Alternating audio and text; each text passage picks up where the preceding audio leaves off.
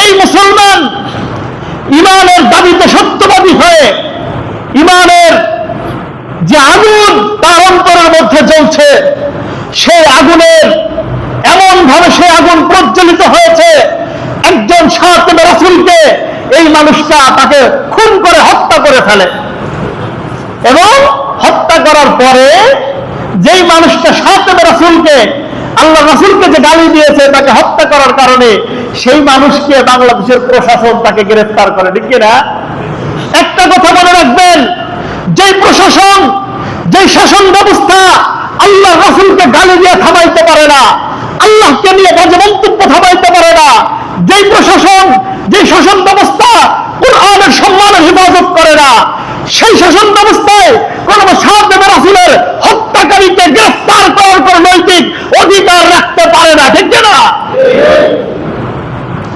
আল্লাহ রাসূলকে যে গালি দিয়েছে, তাকে যে হত্যা করেছে, যে আল্লাহ রাসূলের গালি দিয়েছে যে প্রশাসন থামাইতে পারে নাই, সেই প্রশাসনের আল্লাহ রাসূলকে যে গালি দিয়েছে, তাকে যে হত্যা করেছে, এই হত্যাকারীকে গ্রেফতার করার কোন নৈতিক অধিকার তার থাকতে পারে না।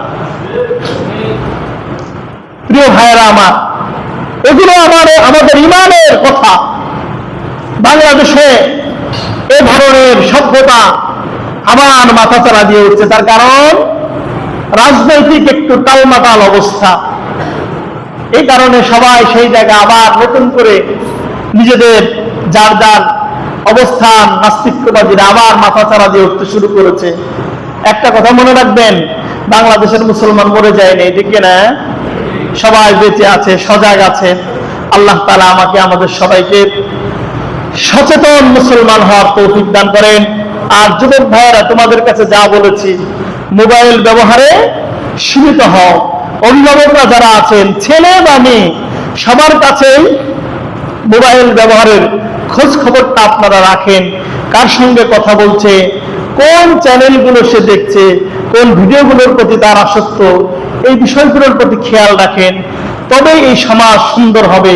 আল্লাহ তাআলা আমাকে আমাদের সবাইকে ইসলামের উপরে অটল এবং অবিচল থাকার তৌফিক দান করেন। ওয়া আখিরু দাওয়ানা আলহামদুলিল্লাহি রাব্বিল আলামিন।